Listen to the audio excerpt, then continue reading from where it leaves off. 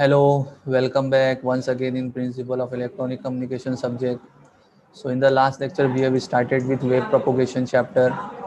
Then in that chapter first we have seen what do you mean by transverse electromagnetic waves, why the electromagnetic waves is called transverse electromagnetic waves.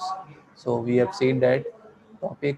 Then we have completed the topic of polarization, means we have understood what do you mean by polarization, and then we have seen what are the different types of polarization of radio waves, electromagnetic waves. Then later we have started with different types of wave propagation on the basis of frequency. So on the basis of frequency, the three different types of wave propagation classified as ground wave propagation, sky wave propagation, and space wave propagation. And in the last lecture, we have seen completed one type of wave propagation, that is ground wave propagation. So what is ground wave propagation? Ground wave propagation basically are those waves which travels along the surface of the earth, along the surface of the earth, and these are vertically polarized. Means what? The waves which radiates, the waves which propagates, it is uh, it is having electric field perpendicular with respect to the earth surface. So that's why the wave is known as vertically polarized. And we have seen what is the disadvantage of this wave. The disadvantage of this wave, it requires a large transmitter power so that it can cover a larger distance. If the transmitter power is not large enough, then this wave at a distance goes on increasing, its tilt angle goes on increasing, and after a time will come, this wave will become short circuited with the earth surface and may get vanish. So that's why this is the disadvantage of ground wave propagation, and we have seen this ground wave propagation is used for a low frequency application. The frequency range which is given for ground wave propagation, it is used from 30 kilohertz to 3 megahertz. So all these frequency in the range are used for ground wave propagation. Now today we are going to start the second type of wave propagation, that is sky wave propagation. In the classification we have seen that these waves are propagate in the frequency range from 3 megahertz to 30 megahertz. So the frequency range from 3 megahertz to 30 megahertz is occupied by sky wave propagation. So what is happening in sky wave propagation? Let us clear the concept in sky wave propagation. So as you know very well, in the atmosphere there are some ionosphere layers are also present. ठीक है, सबको समझ में आ रहा है मैं क्या बोल रहा हूँ? तो अभी हम लोग को स्काई वेव प्रोपोगेशन स्टार्ट करना है। तो स्काई वेव प्रोपोगेशन में स्टार्ट करने से पहले, जैसा कि आपको सबको पता भी होगा कि एटमॉस्फेयर में आयोनोस्फीयर की कुछ लेयर्स प्रेजेंट होती है, और ये लेयर्स क्यों प्रेजेंट होती है? Because of the ionisation take place. कैसे आयोनाइजेशन टेक्स प्लेस होता है?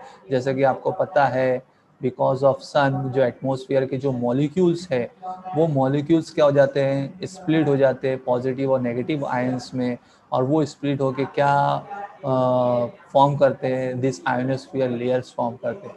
तो as the goes on distance goes on increasing, जैसे जैसा अर्थ सरफेस से डिस्टेंस गोज ऑन इंक्रीज होगा, तो डिफरेंट डिफरेंट टाइप्स के आयोनोस्फीयर की लेयर्स एग्जिस्ट होती है इन द एटमोस्फियर। तो सबसे बॉटम में जो लेयर एग्जिस्ट होती है वो होती है डी लेयर, फिर उसके ऊपर के डिस्टेंस में ई लेयर, फिर F1 लेयर, F2 लेयर। तो डिफरेंस क्या है ये सब लेयर्स में? जितना टॉप का रहेगा, जितना सन के ऊपर के करीब का लेयर रहेगा, उसका आयोनाइजेशन उतना अच्छा होगा, स्ट्रॉन्ग होगा। आयोनाइजेशन स्ट्रॉन्ग सबसे अच्छा किसका होगा? सबसे अच्छा ये होगा आपका F2 लेयर का, because it is near to the सन।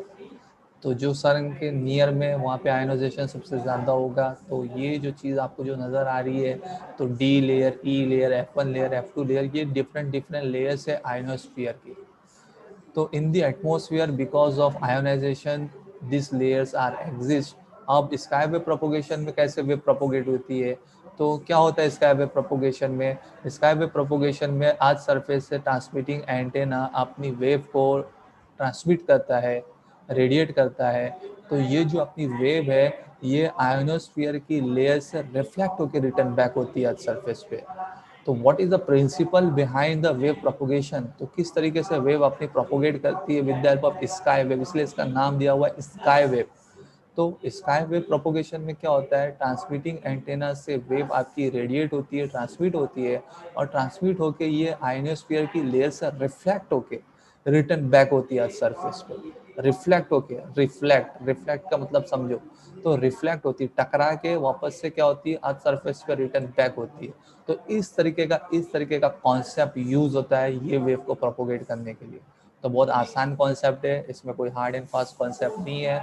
ये सब चीज़ हम लोग को बेसिक चीज़ पता ही है कि in the atmosphere there are some ionosphere layers present because of ionisation takes place because of sun the molecules split into positive and negative ions and these ions form the ionospheric layer. So what happens this in this skywave propagation, as the wave transmit by transmitting antenna, so this wave will get reflected from these layers and return back to the surface. So this is the principle behind the skywave propagation, how the wave is propagated. The basic simple thing, the waves are reflected from the ionosphere layers which are present in the atmosphere, and this concept is used for propagating the skywave propagation, skywave. Okay, बात समझ में आ रही मैं क्या बोल रहा हूँ तुम लोग को? तो बहुत सिंपल सा कॉन्सेप्ट है। तो डिफरेंट डिफरेंट टाइप्स की लेयर्स एग्जिस्ट होती है एटमॉस्फेयर में। सबसे ज़्यादा स्ट्रॉन्ग वाली जो लेयर रहेगी वो कौन सी रहेगी? F2 layer. क्यों? क्योंकि वो सन के नियर में है। बाकी डी का लेयर का सबसे कम आयोनाइजेशन रहेगा, तो वो जल्दी डिसअपियर भी हो सकती है। तो ये सिर्फ कब एग्जिस्ट होगी? ड्यूरिंग द डे टाइम, क्योंकि ड्यूरिंग द डे टाइम सन की जो हीट की वजह से आयोनाइजेशन बहुत ज़्यादा होता है, तो ये चारों लेयर आपको डे टाइम में नज़र आएगी। लेकिन नाइट टाइम में क्योंकि सन की एनर्जी नहीं मिलती है, तो वो हिसाब से ये आयोनाइजेशन सब क्या हो जाएगा? डिसअपियर हो जाएगा। तो खाली स्ट्रॉन्ग वाली जो लेयर है, ये F1 F2 लेयर, यही खाली क्या होगी? नाइट टाइम में एग्जिस्ट होगी। During the day time this D and E layer will become disappear. तो इसका भी अलग से है अपने पास आयोनोस्फीयर का डायग्राम, वो हम लोग अलग से देखेंगे। फिलहाल अभी स्काई वेव प्रोपोगेशन में अपने को ये अंडरस्टैंड करना है कि क्या प्रिंसिपल यूज होता है स्काई वेव प्रोपोगेट होने के लिए। तो स्काई वेव प्रोपोगेट होने के लिए सिंपल सा कॉन्सेप्ट सिर्फ यही यूज होता है कि क्या होता है कि ये जो वेव्स है वो आयोनोस्फीयर की लेयर से रिफ्लेक्ट होकर रिटर्न बैक होती है अर्थ सरफेस पे। अब आपको एक नीचे इधर पे एक ये चीज़ दिख रहा होगा कि इसका डिसएडवांटेज क्या हो सकता है ये स्काई वेव प्रोपोगेशन का। इसका डिस्टेंस जो है ना वो कवर किसके ऊपर डिपेंड करता है? अब आप लोग खुद ही देखो कि ये वेव जो प्रोपोगेट हो रही है तो उसका डिस्टेंस कितना कवर होगा, वो किसके ऊपर डिपेंड करेगा? वो डिपेंड करेगा कि ये तुम्हारी वेव किस तरीके से रिफ्लेक्ट होके आ रही है, रिफ्लेक्ट होके आने में कितना डिस्टेंस कवर कर रही है। तो therefore there is a distance given over here in the below कि ये पर्टिकुलर वेव का कितना डिस्टेंस कवर हो सकता है। तो कितना डिस्टेंस कवर हो सकता है, it depends upon the reflection. वो किसके ऊपर डिपेंड करता है कि तुम्हारी किस तरीके से वेव रिफ्लेक्ट होकर रिटर्न आती है। तो वो जो मिनिमम डिस्टेंस जो रिफ्लेक्ट होके आती है, उस मिनिमम डिस्टेंस को बोलते हैं skip distance. The minimum distance cover by sky wave by reflection from the ionosphere layer is known as skip distance. तो इसका जो डिस्टेंस जो कवर पाती है, कर पाती है, वो किसके हिसाब से डिपेंड करता है, वो किसके हिसाब से लिमिट करता है? It is limited bye skip distance. तो स्किप डिस्टेंस के ऊपर लिमिट करता है। तो स्किप डिस्टेंस क्या है? Skip distance is the distance which is the minimum distance covered by sky wave by reflection from the ionosphere. तो ionosphere से रिफ्लेक्ट होके जो मिनिमम डिस्टेंस कवर हो सकता है, उस डिस्टेंस को बोलते हैं स्किप डिस्टेंस। तो ये डिसएडवांटेज है, मतलब ज्यादा डिस्टेंस कितना कवर कर सकता है, मतलब मिनिमम डिस्टेंस कितना कवर कर सकता है, मिनिमम डिस्टेंस। तो यहाँ पे कुछ पॉइंट्स लिखे हुए उसी से रिलेटेड लिखे हुए। In case of sky wave propagation the reflection of wave takes place due to the presence of layer called ionosphere in the upper atmosphere. जैसा कि मैं आपको बताया कि स्काई वेव में क्या होता है, रिफ्लेक्शन ऑफ वेव्स होता है। कहाँ से? Because of the waves present in the atmosphere, ionosphere layers present in the atmosphere. The atmosphere receives sufficient energy from sun for its molecule to split into positive and negative ions. जैसा कि मैंने आपको बताया कि atmosphere sufficient energy सन से receive करता है। किस लिए रिसीव करता है? ताकि उसके जो मॉलिक्यूल्स है वो स्प्लिट हो जाए पॉजिटिव एंड नेगेटिव आयंस में, और वो positive and negative ion split होकर क्या फॉर्म करते हैं? आयोनोस्फेरिक लेयर फॉर्म करते हैं। The sky wave are in the frequency range from 3 megahertz to 30 megahertz and are vertically polarized with respect to the earth surface। जैसा कि आपको ये भी नजर आ रहा है कि यहाँ पे भी जो इलेक्ट्रिक फील्ड होगा वो कैसा होगा? Perpendicular to the earth surface. तो प्रोपोगेशन होने में इधर पे इलेक्ट्रिक फील्ड का जो कॉन्सेप्ट है वो कैसा है, वर्टिकली पोलराइज क्यों बोला गया है, because electric field is perpendicular to the earth surface, वो हॉरिजॉन्टली नहीं कर रही है, स्ट्रेट रिफ्लेक्ट होकर स्ट्रेट आ रही है, तो this is also a vertically polarise. जैसे ग्राउंड वेव वर्टिकली पोलराइज था, वैसे स्काई वेव भी क्या है, वर्टिकली पोलराइज्ड वेव है। और फिर इसके बाद लास्ट पॉइंट इसमें क्या दिया हुआ है, the sky waves are restricted in distance by the amount of skip distance. तो ये जो है स्काई वेव किसके अमाउंट से रेस्ट्रिक्टेड है, by the amount of skip, यानी इतना मिनिमम डिस्टेंस तो चाहिए ही चाहिए इसको, मिनिमम अमाउंट ऑफ इतना डिस्टेंस तो चाहिए ही रिफ्लेक्ट होकर आने के लिए। तो दिस डिस्टेंस इज लिमिटेड, ये डिस्टेंस लिमिट किया हुआ है by the amount of skip distance, यानी वेव कब अपनी प्रोपोगेट हो सकती है, जब वो अच्छे से रिफ्लेक्ट होकर नीचे अर्थ सरफेस तक आएगी। तो जो minimum amount of wave, minimum distance जहाँ से अपनी वेव अच्छी तरीके से रिफ्लेक्ट होकर अर्थ सरफेस तक आ जाए, उतना डिस्टेंस जो कवर हुआ, उतने डिस्टेंस को क्या बोलते हैं, स्किप डिस्टेंस, स्किप डिस्टेंस। तो ये है इसका स्काई वेव का, are restricted by the distance amount of skip distance. Advantages के बारे में क्या दिया हुआ है इधर पे, it is suitable for high frequency application, ये हाई फ्रीक्वेंसी एप्लीकेशन क्योंकि ग्राउंड वेव से ज़्यादा ही फ्रीक्वेंसी है, high frequency application 3 megahertz to 30 megahertz. Large transmission power is not required to cover longer distance, तो इतना लार्ज पावर इसमें नहीं रिक्वायर्ड है जैसे कि ग्राउंड वेव में रिक्वायर्ड था, क्योंकि ग्राउंड वेव में कॉन्सेप्ट क्या था, अगर ट्रांसमिशन पावर लार्ज नहीं होगा तो वो जल्दी से वो क्या हो जाएगी, डिसअपियर हो जाएगी, क्योंकि आज सरफेस से वो शॉर्ट सर्किट हो सकती है। यहाँ पे कॉन्सेप्ट कैसा है कि यहाँ से ट्रांसमिटिंग तो एटमॉस्फेयर में ऑलरेडी लेयर्स है, तो बस उसको वहाँ से टकरा कर रिफ्लेक्ट होकर आना है, तो इतना ज़्यादा लार्ज ट्रांसमिशन पावर की रिक्वायर्ड नहीं है जैसे ग्राउंड वेव में चाहिए थी। डिसएडवांटेज में वही है, the distance is limited by the skip distance, तो जो डिस्टेंस इसका लिमिट हुआ है, मिनिमम डिस्टेंस जो इतना कवर करना चाहिए इसको, वो कितने के अमाउंट से होना चाहिए, स्किप डिस्टेंस के अमाउंट से होना ही चाहिए, अदरवाइज कोई फायदा ही नहीं। अगर वो रिफ्लेक्ट होकर सरफेस तक आएगी ही नहीं तो क्या फायदा हुआ, हमारा वेव प्रोपोगेशन का कॉन्सेप्ट ही यही है ना, कि वो वेव टकरा के रिफ्लेक्ट होकर कहाँ पे आना चाहिए, वापस से किधर पे आना चाहिए, अर्थ सरफेस पे, कहीं और नहीं जाना चाहिए। तो जो मिनिमम डिस्टेंस कवर कर पाती है अच्छे से रिफ्लेक्ट होकर आने में, उस मिनिमम डिस्टेंस को बोलते हैं skip distance. So the distance is limited by the amount of skip distance. Application क्या है, it is use for short wave broadcasting, short wave मतलब FM, short wave stand for FM, जो भी आपका FM का जो फ्रीक्वेंसी रेंज जो है वही मेगाहर्ट्ज में यूज होता है ना, तो वो पर्टिकुलर एप्लीकेशंस के लिए ये कहाँ पे यूज होता है, किस चीज़ के लिए यूज होता है, शॉर्ट वेव, शॉर्ट वेव मतलब एफएम, एफएम बोल सकते हैं, और एएम के आगे ही यही है, तो इट इज़ इन मेगाहर्ट्ज, तो ये नियर अबाउट एफएम ब्रॉडकास्टिंग वगैरह के लिए ये सब यूज़ होता है, ये वेव प्रोपोगेशन के लिए यूज होता है। ठीक है, बात समझ में आ गई, स्काई वेव प्रोपोगेशन क्लियर हो सबको, कोई डाउट कोई प्रॉब्लम, क्लियर है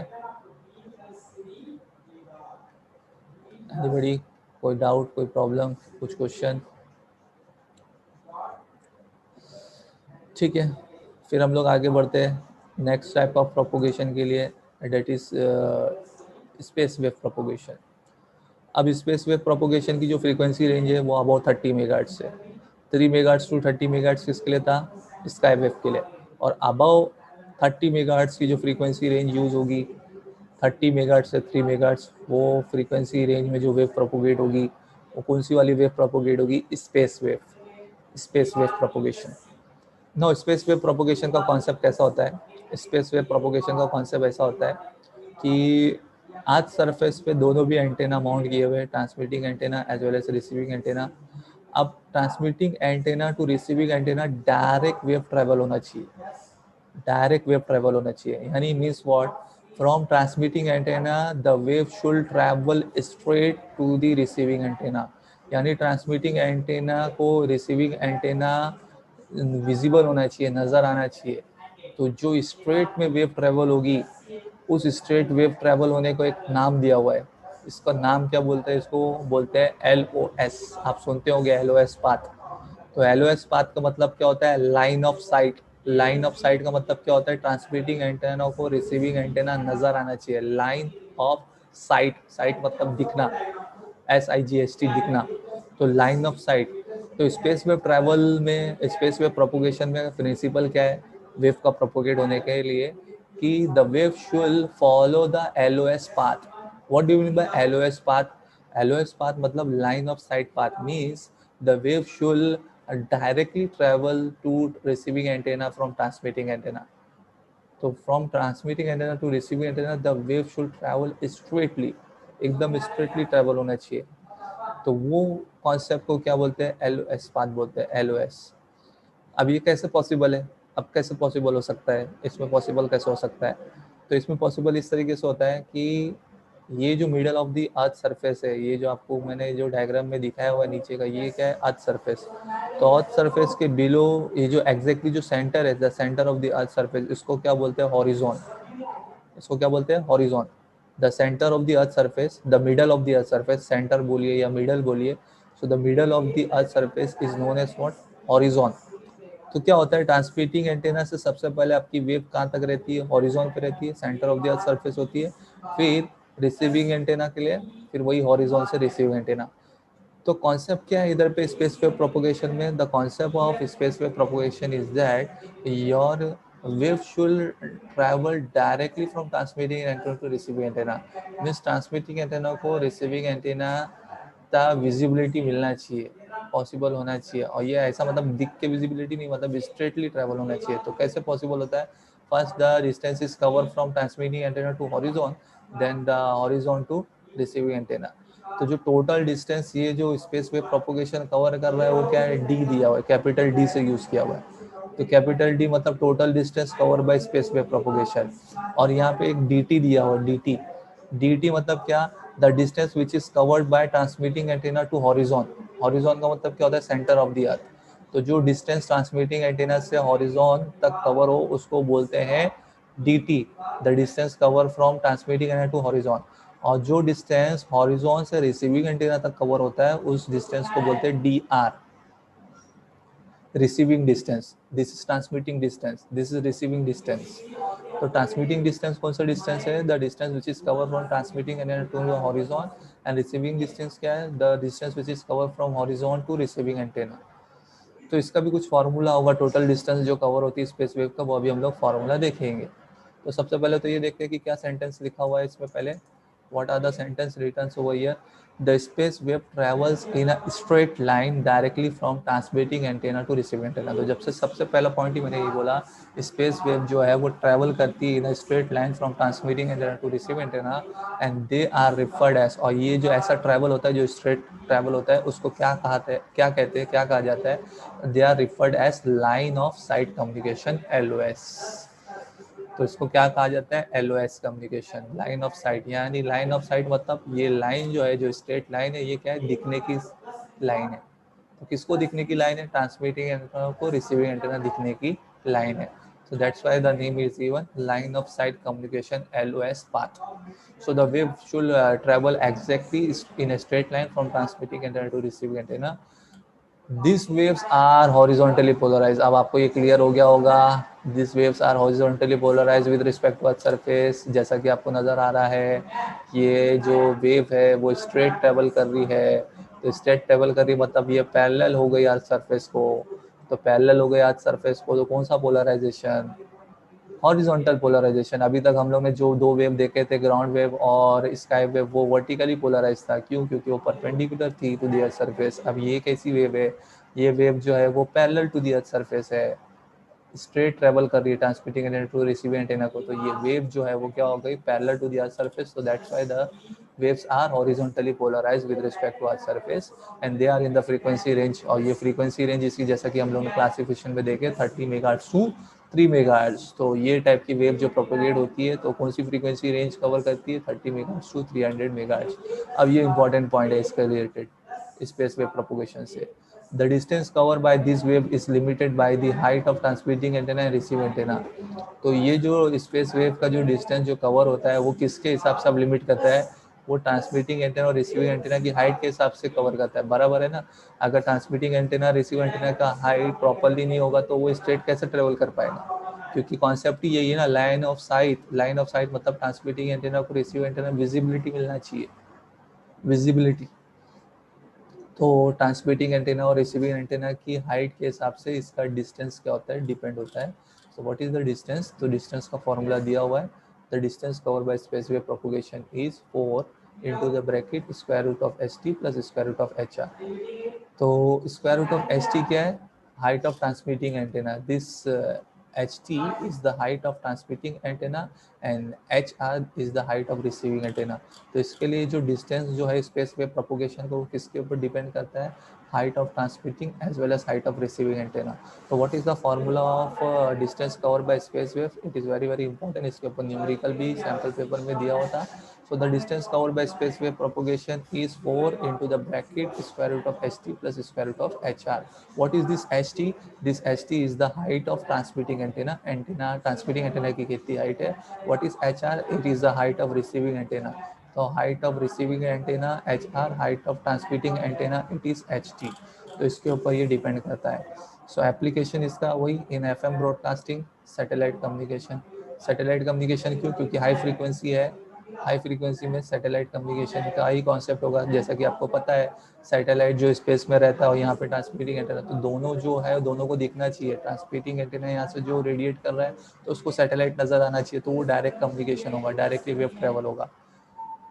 तो it is use in the application of in FM broadcasting. FM broadcasting में भी जो टावर्स माउंट किए हुए रहते हैं वो एग्जैक्टली फॉलो करते हैं एलओएस पाथ. तभी तो देखो जगह जगह पे अपनी बिल्डिंग के ऊपर टावर माउंट किए हुए रहते हैं, तो वो टावर टू टावर दिखते हैं, विजिबिलिटी होती है, तो वो हिसाब से उसको वेव्स ट्रैवल होती है.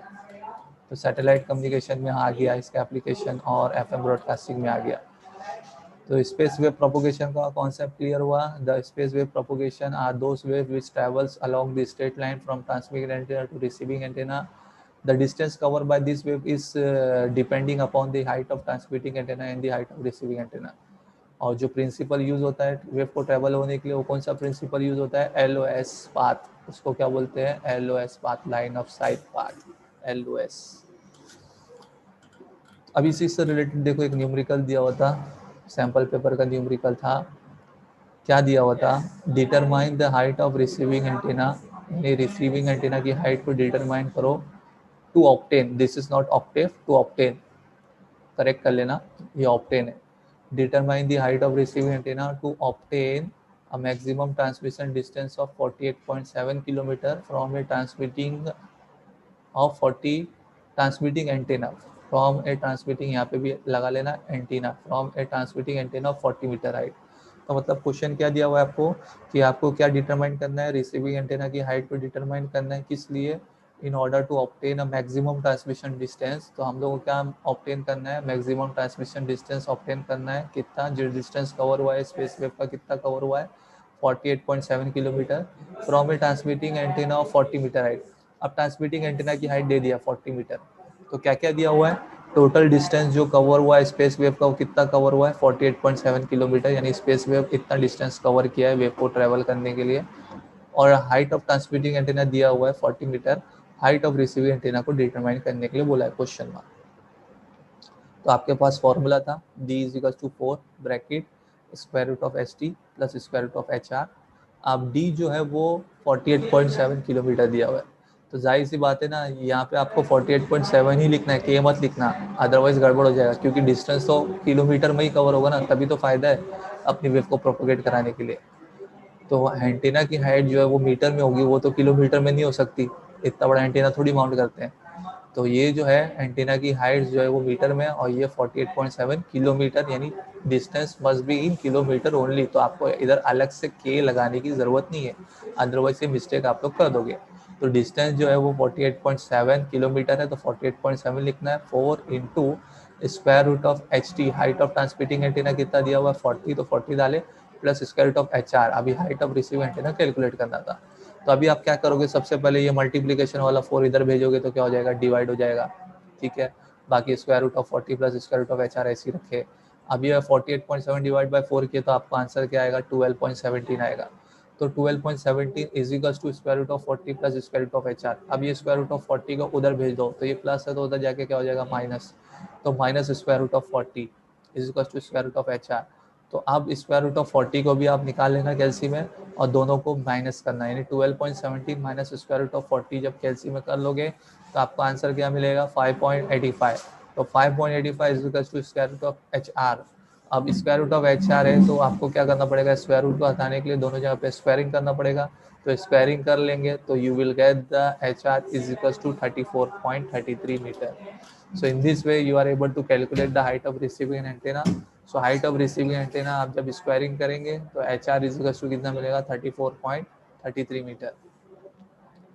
तो ये जो सिंपल सा अपना न्यूमेरिकल था, तो सिंपल से न्यूमेरिकल में ये फॉर्मूला खाली आपको याद होना चाहिए. स्पेस वेव प्रोपोगेशन का डिस्टेंस जो कवर होता है is equal to 4 square root of H T plus square root of H are.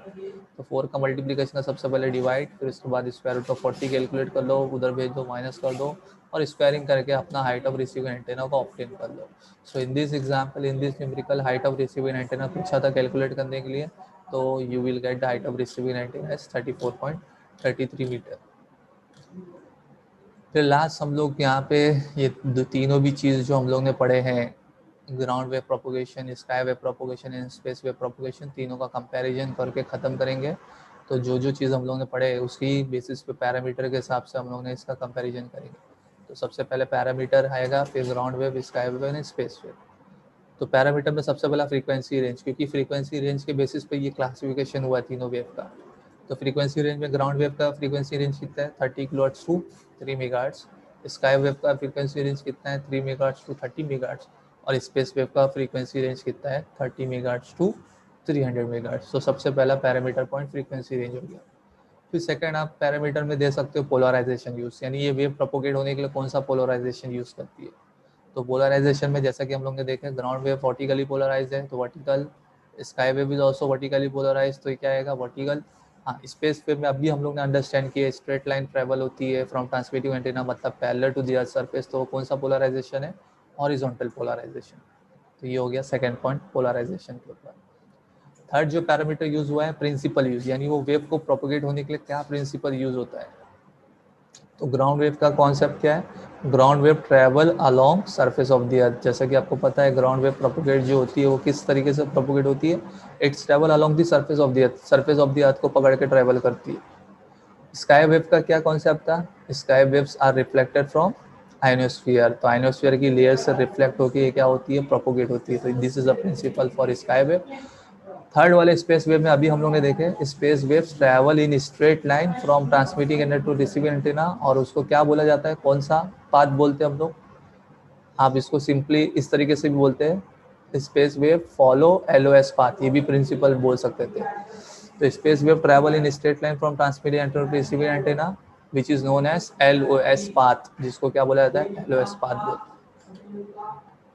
Fourth service distance, यानी कितना डिस्टेंस कवर होता है वेव प्रोपोगेट होने में, ये वेव प्रोपोगेट होकर कितना डिस्टेंस तक कवर कर सकती है. तो ग्राउंड वेव का ज़्यादा डिस्टेंस नहीं दिया हुआ है, it is given few 100 kilometre, कुछ 100 किलोमीटर तक का ये वेव प्रोपोगेट होगी. स्काई वेव सबसे ज़्यादा डिस्टेंस कवर होगी फ्यू 1000 किलोमीटर, क्योंकि आयनोस्फीयर से रिफ्लेक्ट होकर रिटर्न बैक होती है सरफेस पे फ्यू 1000 किलोमीटर. और स्पेस वेव में लिख दिया है इसने not more than 100 kilometre. Why it is written not more than 100 kilometre, क्योंकि एक ही चीज़ है आपको मैं बताया था कि ट्रांसमिटिंग एंटेना को रिसीविंग एंटेना विजिबल होना चाहिए, नज़र आना चाहिए, LOS पाथ, स्ट्रेट पाथ. सो इसलिए इसलिए दिया हुआ है सर्विस डिस्टेंस में not more than 100 kilometre, 100 kilometre से ज़्यादा डिस्टेंस कवर नहीं किया जा सकता. लिमिटेशन डिसएडवांटेजेस क्या है, तो ग्राउंड वेव में क्या है एज द वेव प्रोग्रेस, जैसे जैसे वेव बढ़ती जाती है it get attenuates by the earth surface. तो वो एटीन्यूएट क्यों होती है, क्योंकि उसका टिल्ट एंगल बढ़ता रहता है. तो एक पॉइंट ऐसा आएगा वो अर्थ सरफेस से शॉर्ट सर्किट हो जाएगी. तो जैसे जैसे वेव बढ़ती जाती है उसका एटीन्यूएशन एंगल क्या होता जाता है, बढ़ते जाता है, एटीन्यूएशन बढ़ते जाता है. और इसका क्या है स्काई वेव का, the distance is limited by the amount of skip distance, not ship distance, skip distance. अभी हम लोग ने पढ़ चुके थे स्किप डिस्टेंस. तो the distance is limited bye skip distance. Third वाले का क्या है, the transmitted path is limited bye LOS, line of site. Line of sites के लिमिटेड है ना, स्ट्रेट लाइन में ट्रेवल होना चाहिए. अगर स्ट्रेट लाइन में ट्रेवल नहीं होगा तो फिर क्या हो जाएगा, प्रॉब्लम हो जाएगा. So the transmitted path is limited bye LOS path. Application use for AM broadcasting, ये AM ब्रॉडकास्टिंग के लिए यूज होता है. Use for short wave broadcasting and this is use for FM broadcasting. तो AM broadcasting, short wave broadcasting, FM broadcasting. Last यहाँ पे दिया हुआ है इफेक्ट ऑफ फेडिंग. फेडिंग का मतलब ये होता है इंटरफेरेंस, यानी दो वेव आपस में इंटरफेयर कर सकती क्या, तो उस इंटरफेरेंस को बोलते हैं फेडिंग. तो वो इंटरफेरेंस वाला मामला कैसा है तीनों भी टाइप की वेव में. ठीक है, मैं आपको क्लियर किया फेडिंग का मतलब क्या, what do you mean by fading. Fading means when two or more waves are interfere with each other. जब दो और दो से ज़्यादा वेव आपस में इंटरफेयर कर ले, एक दूसरे को इंटरफेयर करे, तो उस इंटरफेरेंस ऑफ वेव को क्या बोलते हैं? फेडिंग बोलते हैं। तो वो फेडिंग का इफेक्ट तीनों टाइप की वेव में कैसा है, कैसा पाया जाता है? तो ग्राउंड वेव में तो नॉट सीवियर, क्योंकि ग्राउंड वेव में पता है कि वेव जो है वो ट्रैवल होती है along the surface of the earth, तो यहाँ पे तो कोई सीवियर मामला नहीं है। सीवियर मामला किस में है? स्काई वेव में है। क्यों? पता है ना आपको, स्काई वेव से रिफ्लेक्ट होके आना है, तो चांसेस है कि रिफ्लेक्ट होके दोनों एक साथ आपस में क्या हो जाए? मिक्स हो जाए। तो स्काई वेव प्रोपोगेशन में इसकी अपना इफेक्ट ऑफ फेडिंग क्या है? ज़्यादा है, इसलिए क्या लिखा हुआ है? सीवियर, ज़्यादा है। और स्पेस वेव में नॉट सीवियर, सीवियर नहीं है, but shadow zones are present. तो ये शेडो जोन्स क्या है वो हम लोग आगे के टॉपिक में देखेंगे, आगे के लेक्चर में देखेंगे। तो स्पेस वेव प्रोपोगेशन में इंटरफेरेंस का इतना कॉन्सेप्ट इतना सीवियर तो नहीं है, बट शेडो जोन्स, कुछ शेडो जोन्स है वो प्रेजेंट होते हैं। तो वो शेडो जोन्स क्या है वो हम लोग देखेंगे इन अवर फर्दर लेक्चर, जब हम लोग और पढ़ेंगे इसके डिटेल में। तो आई होप आप लोग को ये चीज़ समझ में आएगी, और ये बहुत इंपॉर्टेंट टॉपिक है। ये वेव प्रोपोगेशन से कंपेयर करने के लिए पूछता है, और ये पैरामीटर्स के बेसिस पे पूछता है। जो पैरामीटर्स के बेसिस पे मैंने आपको एक्सप्लेनेशन दिया हूँ, on the basis of this only ये पूछता है। तो फिर से दोबारा इसको अच्छे से आप लोग देखना, पढ़ना, समझना। कंपेयर करने का क्वेश्चन आता है, compare between ground wave, sky wave and space wave on the basis of the following parameters. तो आई होप आप लोगों को समझ में आया होगा आज का लेक्चर जो मैंने टॉपिक कवर किया है। फिर भी आपको कुछ डाउट है, कुछ प्रॉब्लम रहेगा तो कमेंट करना, मैसेज करना। I will explain you once again one more time. हम लोग आगे के लेक्चर में नेक्स्ट टॉपिक को कवर करेंगे। Till the time please stay at home, stay safe. Thank you very much.